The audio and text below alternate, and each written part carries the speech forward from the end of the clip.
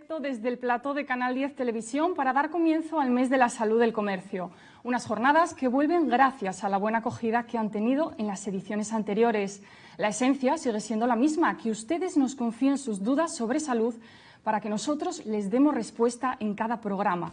Para hacernos llegar sus preguntas, ya saben, es muy sencillo. Lo pueden hacer a través del Facebook, dejando un comentario en esta misma conexión, o si no, a cualquier hora del día, escribiendo a nuestro email salud@elcomercio.es. Hoy hablaremos de las técnicas que favorecen el embarazo cuando existe algún tipo de problema de fertilidad. Se imaginarán que me refiero al amplio mundo de la reproducción asistida, del que todavía nos queda mucho por conocer. Y estoy segura que el Centro de Fecundación In Vitro de Asturias, que hoy está con nosotros, puede ayudarnos a que sepamos más sobre este tema, sobre todo aquellos que estén realmente interesados en recurrir a esta alternativa para tener un hijo. Todo un gusto contar hoy con los profesionales de CEFIBA en nuestro plató. Buenas noches. Hola, buenas noches. Buenas noches. Comienzo presentando al doctor Pedro de la Fuente. Buenas noches, doctor. Buenas noches, Saray. Buenas noches. Director y fundador de CEFIBA, formó parte de la unidad de Esterilidad y Ginecología Funcional de Luca y ha presidido la Asociación de Ginecología de Asturias, entre otros méritos, claro está. Le acompaña la doctora Luz María Rodríguez. Muy buenas noches. Buenas noches. Directora del laboratorio de CEFIBA y embrióloga. Sí. Y completa la mesa el doctor Julio César Quintana, director Buenas médico, especialista en obstetricia, que ha trabajado antes de aterrizar en CEFIBA, pues en numerosas partes del mundo como América Latina o más cerquita Andalucía.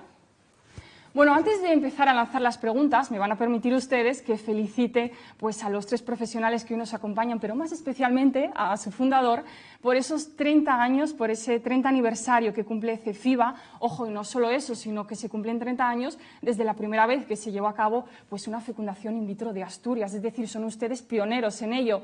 ¿Cómo se encara este 30 aniversario, sobre todo si echamos la vista atrás y vemos pues, los hitos o los acontecimientos más importantes en toda esta trayectoria? Bueno, la verdad es que me alegro que me hagas esta pregunta, Saray, porque eso me permite un poco pues pararme un poco en ver qué cosas hemos hecho en estos 30 años, que hemos hecho unas cuantas. La verdad es que en CEFIBA siempre hemos tenido una preocupación desde siempre, que es intentar incorporar las nuevas técnicas conforme se iban produciendo. Y ahora cuando lo miramos con la distancia del tiempo, pues me doy cuenta de que eso ha sido así. Por ejemplo, empezamos la primera fecundación in vitro que se hizo en Asturias, lo hicimos en el año 89, cuando fundamos CEFIBA, precisamente ese año. El primer niño probeta, como decían los periodistas entonces, de Asturias, nació en el año 91. Y desde entonces pues han sido diversas técnicas las que hemos ido promocionando. Por ejemplo, muy pronto pues empezó con el banco de semen, el programa de donación de bocitos. En el año 1995 instauramos aquí en Asturias la ISI, que es la técnica más, digamos, que se está haciendo en todo el mundo ahora, de reproducción asistida, la que más se hace, la ICSI. Después, hacia el año 2002, pues empezamos el diagnóstico genético preimplantacional. El diagnóstico genético de los embriones antes de colocarlos en el útero es algo muy importante y que ahora está auténticamente en boga, pero ya pasaron unos años. Otro hito, por ejemplo, pues puede ser el tema de la vitrificación, los sistemas de congelación. Nos está dando ahora muchas satisfacciones a todo el mundo y ha cambiado realmente nuestra manera de trabajar la vitrificación de embriones y de ovocitos a partir del 2008. También el sistema TimeLapse para vigilancia de los embriones, con un sistema que se llama Embryoscope. Quizá haya temas, palabrejas que no deba utilizar, pero bueno, no tengo más remedio. Y bueno, últimamente, aparte de otras muchas cosas más, pero últimamente estamos, desde el año pasado, incorporamos una técnica de vitrificación de ovocitos con un sistema automatizado, que es un trabajo de I+D, de investigación, que fue premiado por el IDEPA y del cual nos sentimos realmente satisfechos. Y bueno, no quiero comentar más cosas porque si no se hace muy largo. Si no ya desvelamos todo lo que va a ser esta entrevista y vamos a detenernos con más profundidad a lo largo de estos minutos que nos quedan por delante a todo lo que usted ha mencionado, doctor. Ahora sí, vamos a empezar con la ronda de preguntas. Doctor Quintana, me gustaría empezar por el principio. Ese momento en el que una pareja pues, se plantea que probablemente puedan tener un problema de fertilidad que les impide ser padres. ¿En qué momento se tienen que plantear dar el paso y acudir a un centro especializado para someterse a las pruebas pertinentes que confirmen eso? Sí, como en líneas generales, aquella pareja que tenga relaciones sexuales frecuentes y no protegidas y lleve más de un año manteniendo estas relaciones sexuales, debería considerar la posibilidad de consultar un centro de reproducción para ver por dónde puede estar el problema. Hay que tener en cuenta que en los procesos de reproducción la edad, sobre todo de la mujer, es muy importante, por lo cual este año teórico puede verse alterado de acuerdo a la edad de la mujer. Por ejemplo, si una mujer tiene más de 35 años o tiene alguna patología, como puede ser miomas, como puede ser endometriosis o algún problema en las trompas del útero, debería consultar antes, por ejemplo, a los 6 meses. Entonces, hay que tener en cuenta, en lo que a la mujer se refiere, la edad de la mujer es fundamental, aparte del tiempo teórico de un año, es decir, la edad y las patologías asociadas. En el caso del hombre, si tiene algún antecedente, por ejemplo, criptorquidia en la infancia, es decir, problemas en testículos no descendidos, o traumatismos testiculares, o algún problema testicular importante, también debería consultar en un periodo más breve a ese año, que es el año que tomamos como referencia.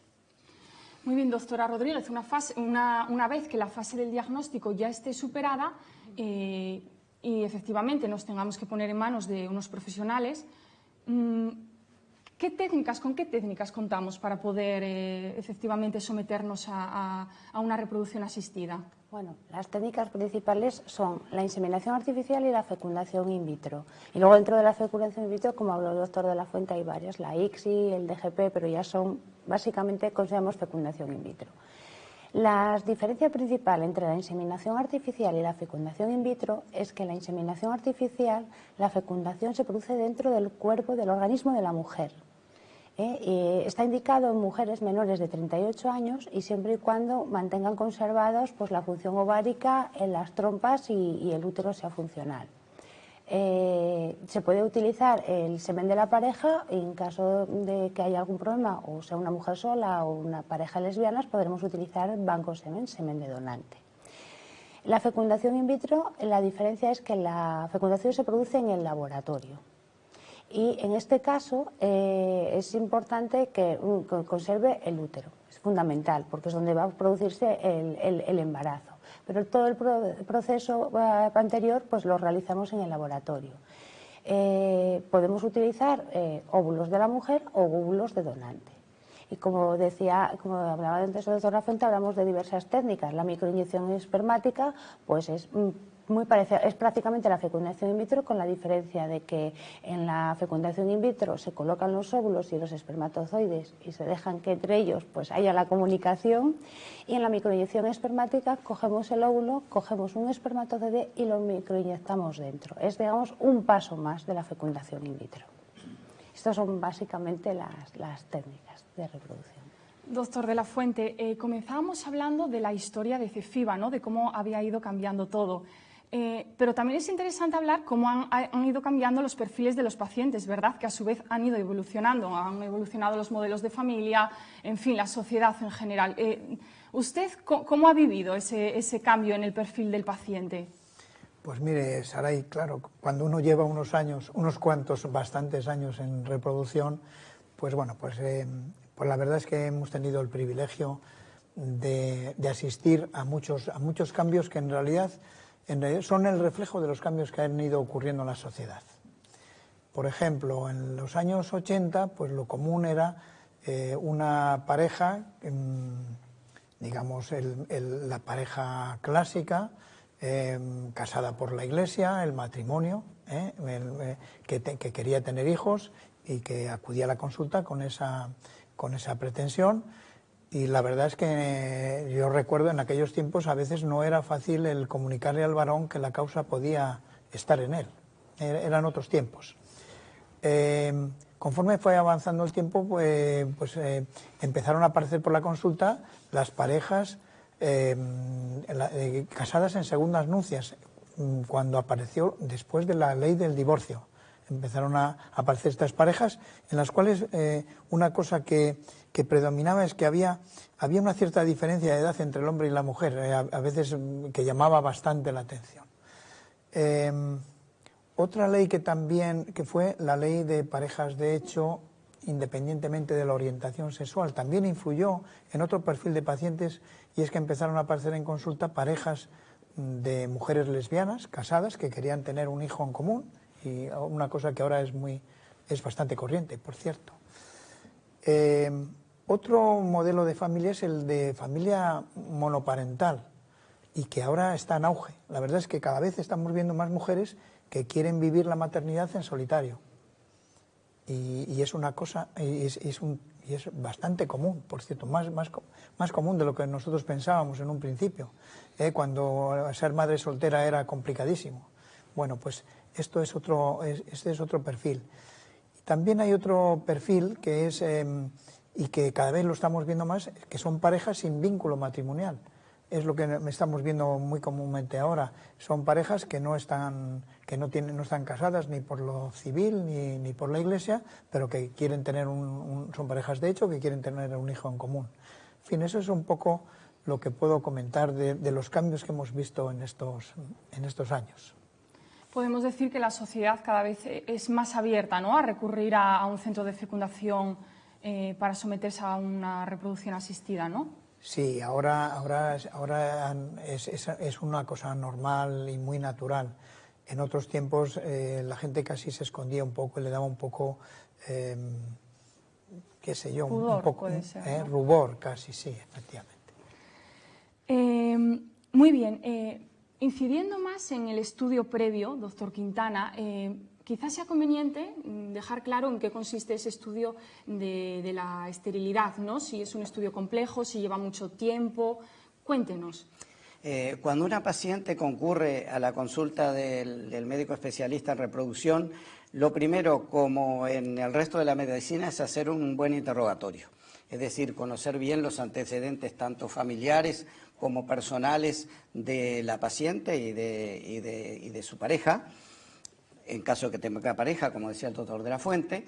Y luego hay una serie de analíticas que nosotros llamamos indispensables, que son una serie de analíticas de sangre fundamentalmente hormonales, acompañadas de otro estudio que es fundamental para nosotros, que es la ecografía transvaginal. Haciendo la ecografía transvaginal, que nos permite a nosotros ver el ovario y ver cuántos folículos tiene este ovario. El folículo es la unidad funcional del ovario, dentro de las cuales se encuentran células productoras de hormonas y el óvulo. Entonces, de acuerdo a la cantidad de folículos que tenga la paciente en sus ovarios, nos permite tener una idea de lo que llamamos nosotros la reserva ovárica, es decir, las posibilidades que puede tener de quedar embarazada. A esa ecografía nos van a ayudar las analíticas, sobre todo las analíticas hormonales. Luego se piden otra serie de analíticas complementarias que son importantes, como el cariotipo genético, saber que no tiene enfermedades infecciosas transmisibles y demás.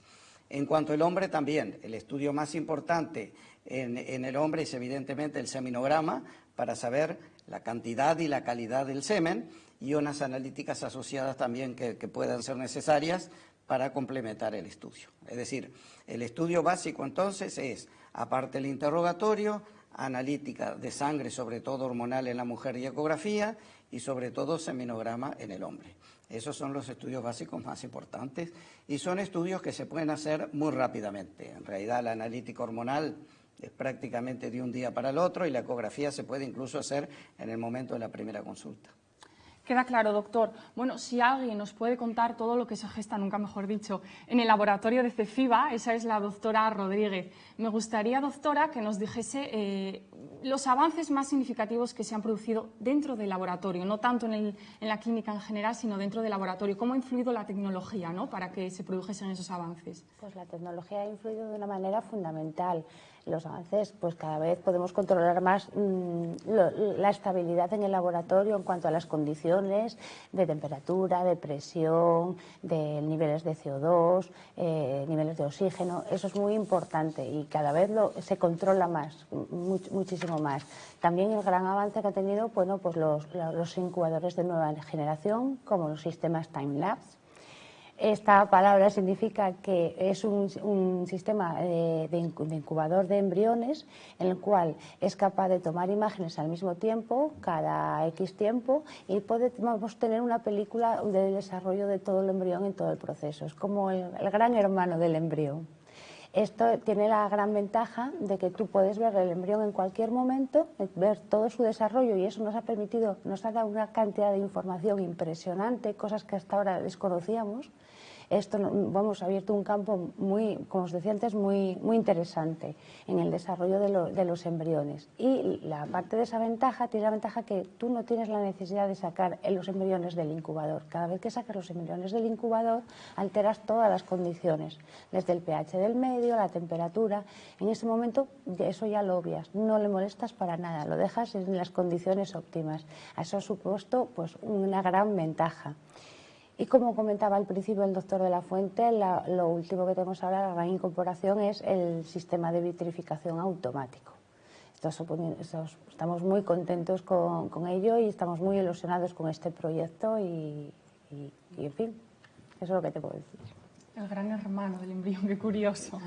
Sigo con usted, doctora, para que nos responda a la primera pregunta que voy a plantear de los usuarios que nos han ido escribiendo durante estos días previos a este primer programa del Mes de la Salud del Comercio. Y nos la formula Carmen Valle. Nos dice lo siguiente, doctora. ¿Recurrir a una técnica de reproducción asistida para ser madre puede conllevar algún riesgo para el bebé? No. No por el hecho de recurrir a una técnica conlleva un riesgo para el bebé. De hecho, hoy en día disponemos de mucha información, llevamos muchos años con las técnicas de reproducción asistida. No podemos olvidar que Louise Brown tiene ya 40 años y en estos 40 años pues, han nacido miles de niños con estas técnicas y hoy por hoy podemos demostrar que no por el hecho de hacer una técnica de reproducción asistida lleva asociado a un riesgo para el bebé. Doctor de la Fuente, las últimas estadísticas lo indican claramente. Se está produciendo un retraso de la maternidad, que ya lo comentábamos un poco al inicio, o bien pues, por motivos laborales, las mujeres esperan a ser madres, o bien por una decisión personal. ¿Qué opina de esta tendencia desde el punto de vista médico? Bueno, desde el punto de vista médico, en realidad lo único que no tengo nada que decir respecto a que la estadística es eso. Dicen eso, pero la verdad es que desde el punto de vista médico podría decir que el organismo de la mujer está diseñado para ser madre a una edad determinada, no a cualquier otra, pero de una manera óptima. Pero sí que me gustaría quizá pues matizar algo, de manera que quizá hay un hecho que nos llama la atención, un hecho que puede ser paradójico y que además produce confusión en la gente. Y es que ahora una mujer, en los tiempos actuales, una mujer de que esté en los 45 o 50 años, desde el punto de vista de la salud está estupenda. O puede tener, y esto crea una confusión, porque hay algunas mujeres piensan que no solo están estupendas desde el punto de vista de su salud, sino que también pues mantiene su capacidad para la maternidad, y eso es un error muy grande, porque el ovario es un órgano que tiene caducidad, tiene la misma caducidad que antiguamente, cuando las mujeres de 45 o 50 años casi eran ancianas en los primeros años de la década de la centuria anterior. De manera que eso no hay que olvidarlo. Por eso yo me gustaría dejar un poco la idea a las mujeres que todas las mujeres tienen que conocer que la reserva ovárica, la reserva de sus óvulos, sufre un agotamiento de una manera progresiva, que ese agotamiento se acelera a los 35 años y que haga lo que haga va a ocurrir, aunque haga ejercicio, haga dietas adecuadas y su cuerpo esté saludable. De manera que eso lo deben de tener siempre presente. Profundicemos, doctor Quintana, sobre esto que nos comenta el doctor de la Fuente. ¿Cómo afecta entonces la edad a la fertilidad de la mujer? ¿De qué manera exactamente? Claro, como decía el doctor de la Fuente, la fertilidad se ve afectada por la calidad fundamentalmente de los óvulos a medida que avanza la edad. Aproximadamente después de los 35 años, que sería podríamos decir el año clave, a partir de lo cual hay una disminución tendiendo una disminución de la reserva ovárica, entendiendo por tal la disminución de los ovocitos, pero sobre todo la disminución de la calidad de los mismos. Esa disminución de la calidad se da por alteraciones sobre todo a nivel de la genética del ovocito. El ovocito tiene los cromosomas tienen su ADN y el ADN comienza como a fragmentarse y alterarse a medida que pasan los años. Por eso es que van perdiendo calidad y luego de los 40 años, sobre todo como dice el doctor de la Fuente, hay una pérdida de calidad mucho más importante. Eso es fundamentalmente lo que se va afectando la reserva ovárica. Doctora Rodríguez, entonces solo nos queda preguntar qué soluciones tienen estas mujeres que quieren ser madres por decisión propia pues dentro de un tiempo. ¿Existe alguna manera para poder preservar la calidad de los ovocitos? Pues mira, por desgracia no. La calidad del ovocito viene determinada genéticamente y nosotros en el laboratorio ya nos gustaría, pero no podemos hacer nada ahí. Lo que sí podemos es intentar optimizar lo mejor posible ese ovocito. ¿Y cómo? Pues manteniéndolo en las mejores condiciones posibles, con unos medios de cultivo, unas condiciones de temperatura, niveles de pH, presión de oxígeno, niveles de CO2. Es la única opción que podemos hacer, intentar tenerlos en las mejores condiciones para obtener el mejor rendimiento posible de ellos. Pero la calidad sí que no la podemos mejorar. Vamos a ir a contestar otra de las preguntas que nos llegaban a nuestro correo, salud@elcomercio.es. Aprovecho para recordarlo, nunca está de más. Doctor de la Fuente, la pregunta es bastante similar a la que formulaba anteriormente Carmen Valle, pero en este caso Ignacio Puente es un poco más concreto y nos dice que si un bebé que ha sido gestado gracias a la reproducción asistida tiene más posibilidades de padecer algún problema genético. Sí, bueno, yo tendría que contestar, ya contestó la doctora Luz María que por la técnica desde luego no, estamos seguros que no.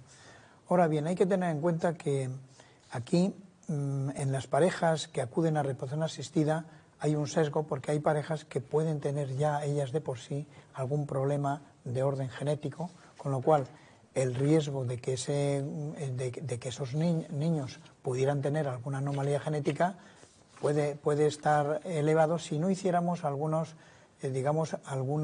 acciones intentadas a evitar ese riesgo, ese sesgo.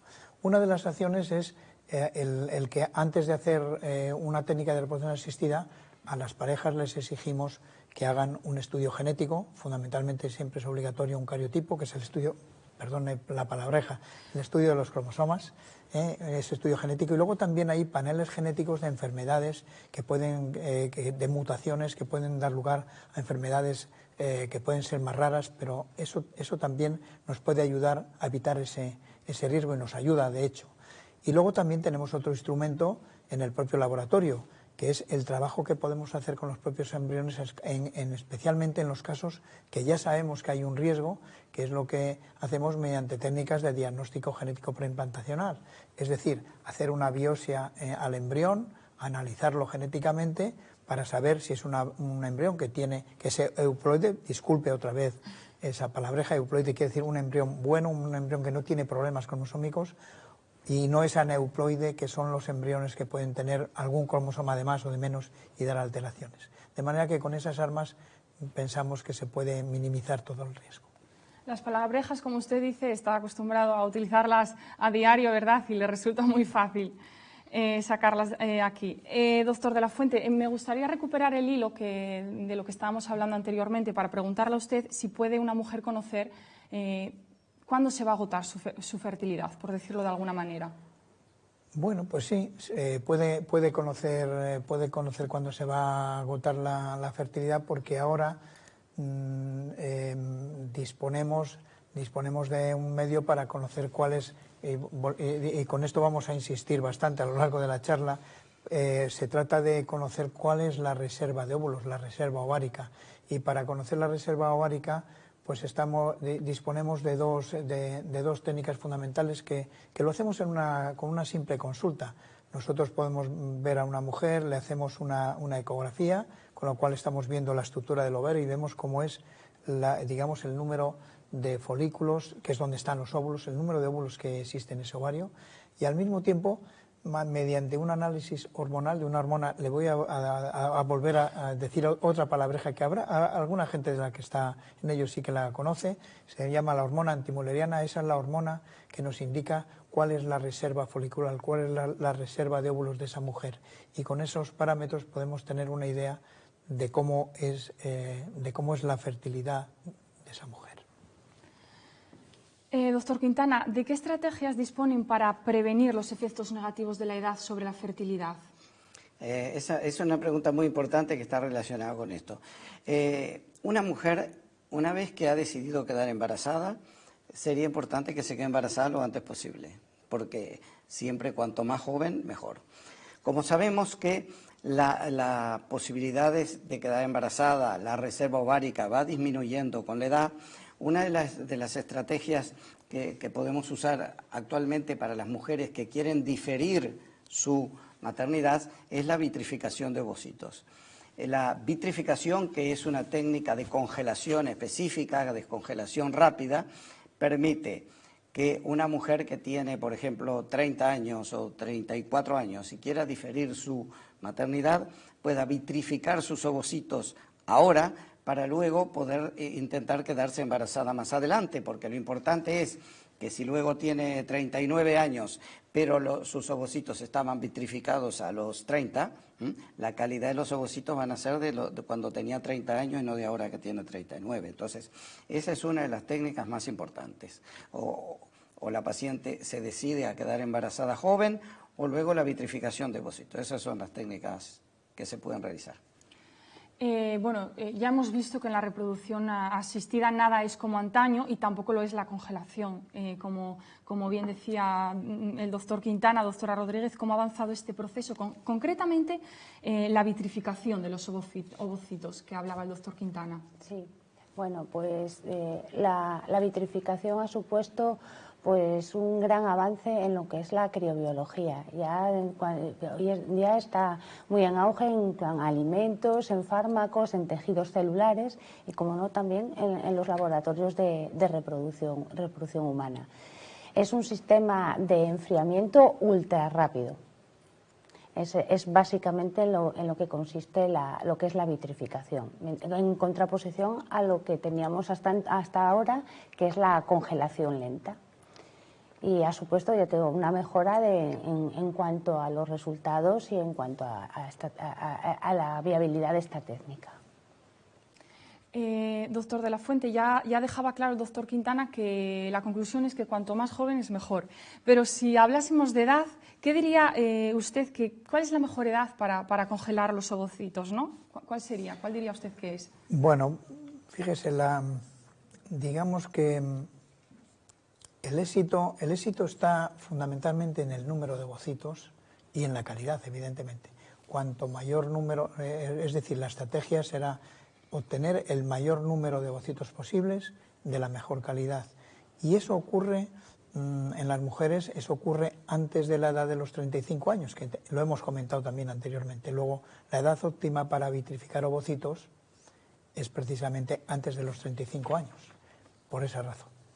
Bueno, no todo va a ser un interrogatorio, que parece que soy la mala aquí interrogando a los doctores, aunque saben salir muy bien del paso. También me gustaría decirles que nos están llegando muchos mensajes de agradecimiento, que conste, seguramente de pacientes suyos. Se agradece mucho. Bueno, pasemos a la siguiente pregunta, doctor Quintana. ¿Qué es la preservación de la fertilidad y en qué casos está indicada la vitrificación de ovocitos? Bueno, como decíamos antes, la preservación de la fertilidad fundamentalmente va por la vitrificación. ¿En qué caso está indicado? Básicamente tenemos dos grandes indicaciones. Una indicación muy importante es de causas médicas. Por ejemplo, y dentro de ellas el cáncer. Por ejemplo, una mujer joven que es diagnosticada de cáncer de mama o de una leucemia, que son dentro de las patologías de los cánceres más frecuentes. Es muy importante que trate, siempre que sea posible, de vitrificar ovocitos antes que se someta al tratamiento de la quimioterapia, ¿vale?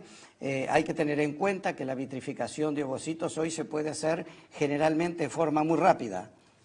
Bastan a veces 10 días o 15 días para poder hacer todo el procedimiento para la vitrificación y luego, lo más rápido posible, poder someterse la paciente al tratamiento quimioterápico que le haya indicado el oncólogo. Pero hay también otras razones que pueden ser sociales o incluso personales, de aquellas mujeres que por distintas razones quieren diferir su maternidad y quieren vitrificar sus ovocitos. Por ejemplo, hoy en día vemos con cierta frecuencia mujeres que, como decía el doctor en la fuente, quieren tener una maternidad sola por sí mismas, sin pareja, entonces quieren diferirla por razones de trabajo, de estudios, por razones profesionales, entonces pueden vitrificar sus ovocitos para luego más adelante poder quedar embarazada. Doctora Rodríguez, voy con usted para plantearle la consulta que nos hacía Elena Castaño. Es la siguiente. Desde hace algún tiempo, nos cuenta, me estoy planteando someterme a una inseminación artificial con semen de donante, pero aún no he ido a informarme. ¿Me podrían decir qué criterio se sigue para saber qué donante es el más idóneo en cada caso? Bueno, la ley es muy clara en este sentido. La ley establece que para ser donante tiene que ser mayor de edad y menor de 35 años. Todo donante debe someterse a una exploración física y psicológica y a unas analíticas genéticas y de serológicas. Y una vez eso, el proceso de selección de donante aquí en España, la ley, como les decía antes, es muy clara. Establece que el laboratorio debe de seleccionar el donante con las características fenotípicas más parecido a la mujer. Doctor Quintana, a las mujeres que no tienen ovocitos para preservar, de lo que hablábamos antes, y les queda como último recurso la ovodonación, ¿qué les diría? ¿A las receptoras? Sí. A las receptoras les diría que, bueno, que es un proceso generalmente sumamente sencillo, porque las mujeres no tienen que someterse a una estimulación ovárica, como es el caso de que son sus propios ovocitos, y tiene unas posibilidades de embarazo muy altas, Y le podemos asegurar que las donantes van a cumplir los criterios que cumple la ley, que como decía la doctora recién, que hay criterios para la donación de semen, también hay criterios para la donación de ovocitos, que tienen que ser mujeres de 35 años, tener menos de 35 años, una salud psicofísica anormal, adecuada, una muy buena funcionalidad ovárica, y dentro de esas pacientes habrá que seleccionar la que tenga mejor parecido fenotípico con la receptora. Muy bien, le preguntaba qué le diría a la receptora, pero ¿qué les diría a aquellas que estén dispuestas o se lo estén planteando? ¿Es un proceso el de donar complicado? No, para la donación estamos hablando ahora, sí. Entonces sí. La donación de ovocitos es un proceso en el cual chicas chicas jóvenes, por supuesto, en forma altruista y desinteresadamente, pues, donan sus ovocitos.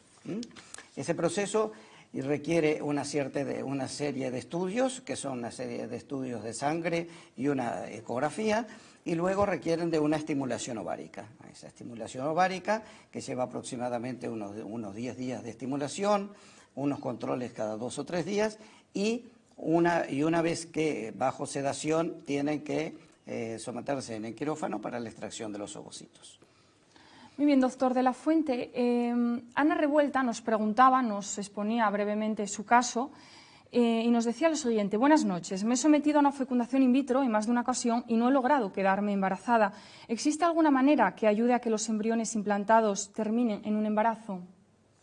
Entiendo que Ana esté preocupada porque digamos que Ana está comentando algunos de los casos que tenemos más complicados en reproducción asistida, porque son pacientes como Ana que ya, por lo que dice, ya ha hecho varios ciclos de fecundación in vitro y no ha conseguido el objetivo. Parece que sí que consigue embriones, es lo que sabemos de ella, pero ninguno ha implantado. En estos casos realmente lo que tenemos que valorar o pensar que cuando no se produce un embarazo después de que nosotros hemos situado los embriones, hemos hecho la transferencia embrionaria y no ha habido implantación, es que el problema en términos generales o bien está en el embrión o bien está en el endometrio, otra vez la palabreja, digamos en el útero de la mujer o en algún sistema que está en la mujer, como puede ser inmunológico, el sistema tiroideo, los niveles de vitamina D. Pero en su caso también lo más importante a veces es que fijarnos un poco en el endometrio y en el embrión. En el endometrio podemos estudiar lo que llamamos la ventana de implantación.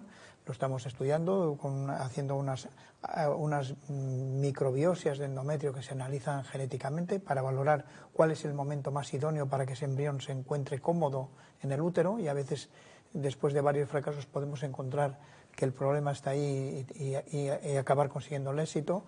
También el otro componente de esta dualidad es el embrión. Evidentemente hay muchos embriones que tienen anomalías, son anómalos, y entonces, aunque morfológicamente les vemos bien, genéticamente pueden tener alguna alteración, y para eso hacemos estudios de diagnóstico genético de aneuploidías, otra vez la palabreja anterior, para descartar los embriones que tengan exceso o defecto de cromosomas, con lo cual a veces estamos implantando embriones que llamamos euploides, los embriones buenos, y esperamos a que no haya tampoco factores inmunológicos u otros factores que habíamos comentado antes para ver si conseguimos el éxito. Pues ahí va la respuesta para Ana Revuelta, y sería también conveniente pues detenernos en casos más concretos, doctor Quintana. Pues determinados pacientes, por unas cuestiones particulares, puede ser que se duden de si pueden someterse pues a una de las técnicas de reproducción asistida. Por ejemplo, aquellos pacientes que tengan lesiones medulares, ¿sería posible? Sí, en aquellos pacientes que tienen lesiones medulares, primero, bueno, habría que ver cada caso en particular, pero siempre es posible, si hablamos de hombres en este caso, la manera de obtener semen por distintas maneras, por electroestimulación o finalmente, en algunos casos, con una simple biopsia testicular, que se hace una apertura muy pequeña de 1 centímetro aproximadamente del testículo, y se extraen espermatozoides de allí para luego congelarlo y poder hacer un proceso de fecundación in vitro con la pareja. Doctora Rodríguez, ¿qué otros caminos existen cuando la esterilidad del hombre dificulta llevar a cabo una fecundación in vitro? Bueno, cada vez estamos viendo más que el hombre hay que estudiarlo también. No solo es la mujer, que hasta ahora hemos hablado también de la mujer, de los estudios, pero a los hombres también hay que estudiarlos, porque hay muchos factores que se nos escapan. Cuando tenemos casos en los que, pues, como el de Ana también, que ya comentaba el doctor de la Fuente, que decía antes que tiene embriones pero no se embarazan, el doctor de la Fuente decía que podía ser debido a un problema embrionario que puede ser generado por el espermatozoide. A veces la carga genética del espermatozoide no es la correcta, y eso da lugar a que esos embriones no sean correctos y da lugar a fallos de implantación. Es interesante esto, porque no sé si tendemos a poner la lupa siempre en la mujer y quizás dejamos de lado un poco el papel del hombre, y no nos tenemos que olvidarnos de que es una cosa de dos. Exactamente. Y con motivo esta semana de este mes de la mujer, hemos de decir que hasta ahora lo hemos obviado porque no lo hemos obviado, sino que estaba mal visto decirle a un hombre que tenía un problema. A veces no lo encajaban, y hoy en día estamos viendo que cada vez pues hay muchos problemas en el semen, en la fragmentación del DNA es muy importante también. Hay muchos análisis, hay mucho que estudiar en el hombre, y que ahora mismo pues estamos empezando con ello, a cada vez estudiarlos más, porque estamos viendo que no todo el problema es de la mujer, que el hombre también participa. Es muy importante resaltar eso, sobre todo que lo hagamos nosotras, ¿no? Doctor de la Fuente, nos pregunta Alba Miguel, ¿la punción folicular es dolorosa? ¿Es una técnica complicada? Sí, bueno, ahora respondo. Bueno, pero quería matizar un poquito lo que decía Luz María respecto. Por supuesto. El estudio del varón, cuando era realmente complicado, como decía un poco en alguna de las preguntas que me hizo, era antiguamente. En los años 80 no se comprendía que el varón acudía a la consulta. Eran unos tiempos en los cuales venía un hombre y una mujer a la consulta. La mujer venía así un poco estirada y el hombre iba con la cabeza baja, como un poco como arrastrado por ella. Y cuando uno le decía que el problema podría estar en él, aquello era un auténtico drama. Ahora ya las cosas han cambiado y cuando uno le dice a un varón que tiene problemas, realmente lo entiende mucho mejor. Perdón, el tema era sobre la función folicular. Exacto, sí. Fíjese, mira, aquí en esto también han cambiado mucho con los tiempos. Nosotros, las primeras punciones foliculares, estoy hablando de las primeras fecundaciones in vitro que hicimos en Asturias, hacíamos una auténtica operación para sacar los óvulos. Las pacientes iban a un quirófano con anestesia general y se hacía una laparoscopia para extraer aquellos óvulos. Estoy hablando del año 89 y tenía que estar hospitalizada 2 o 3 días. Aquello era tremendo. Lógicamente la técnica se ha ido depurando, se ha ido haciendo mucho más sencilla y actualmente la punción folicular se hace con un sistema de sedación que hace el anestesista, pero no es una anestesia, digamos, general, con intubación como hacíamos antiguamente, sino que es un método sencillo y generalmente sin dolor. De manera que la mayoría de las mujeres, incluso como son ahora hay sedaciones que son realmente agradables para la mujer. Bueno, pues tengo que decir que se nos está agotando el tiempo, pero eso sí, quiero dejarles un breve espacio a cada uno pues para que emitan un breve mensaje o cualquier cosa que quieran transmitir a esas personas que nos han estado viendo y estén pues más convencidos a por lo menos solicitar información o que estén más por la labor, ¿no?, de someterse a una técnica de estas. Yo estoy segura que están encantados de recibirles tanto en la sede que tienen en Oviedo como en la consulta en Gijón, pero ahora, brevemente, ¿qué les diría a usted, doctor de la Fuente? Mire, yo quería dejar un mensaje a todas aquellas mujeres que desean retrasar la maternidad por la razón que sea, que cuando hayan tomado esa decisión, antes de tomar esa decisión de una manera definitiva, pues que acudan al especialista o a un centro especializado para intentar conocer de lo que hemos estado hablando, conocer su reserva ovárica, para ver cómo es, digamos, su grado de fertilidad, porque eso la va a ayudar a tomar decisiones respecto a lo que debe hacer, que no le pille luego de sorpresa, como estamos viendo a algunas mujeres ahora, de manera que pueda saber si le puede ser conveniente el vitrificar ovocitos y reservarles para un futuro, para utilizarlos mejor, como había dicho el doctor Quintana anteriormente. Pues con el doctor Quintana vamos. Mira a cámara y emita su mensaje. El mensaje sería que depende, lo primero y fundamental creo que en el caso de la mujer o de una pareja, es decir si quieren tener hijos. Si quieren tener hijos, hay que ver en el momento de la vida en que se encuentran.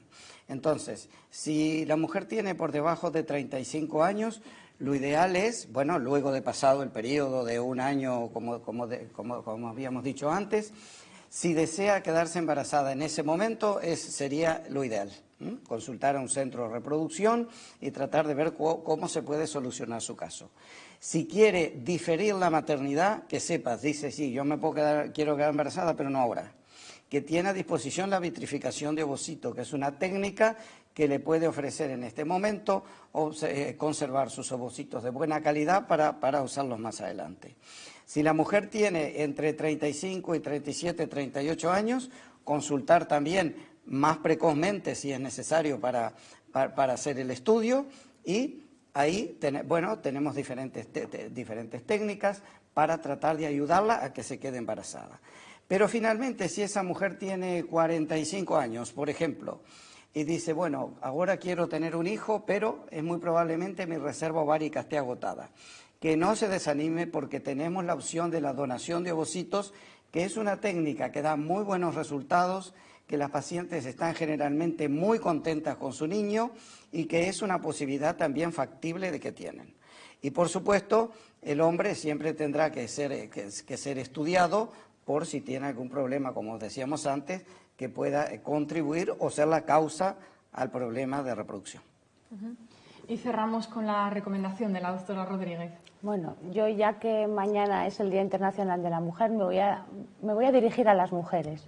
Me voy a dirigir a las mujeres y decirles que nunca hay nunca hay un momento óptimo para ser madre, pero que si de verdad estáis decididas a ser madre, cuanto primero mejor. Y si por las circunstancias que sean no es factible, que contempléis la posibilidad de vitrificar los óvulos, porque es siempre mucho mejor con óvulos jóvenes que luego ya cuando llegamos casi a los 40 años y esa calidad ovovitritaria pues decae, y decae de una manera alarmante. Entonces que lo penséis, que os lo planteéis y que cuanto primero mejor, y si no es posible pues vitrifiquéis óvulos. Pues muy bien, solo me queda darles las gracias, ¿no?, por estar aquí hoy con nosotros y volver a felicitarles por ese 30 aniversario que se dice pronto. Muchas gracias. Muchas gracias. Gracias. Muchas gracias. A ustedes decirles que les espero el próximo martes para hablar de implantología dental y para hablar de problemas bucodentales, que a quien más y a quien menos pues siempre interesa, ¿no? Tendremos con nosotros a los profesionales de la clínica Tejerina para hablar de todo ello. Les espero hasta entonces. Buenas noches.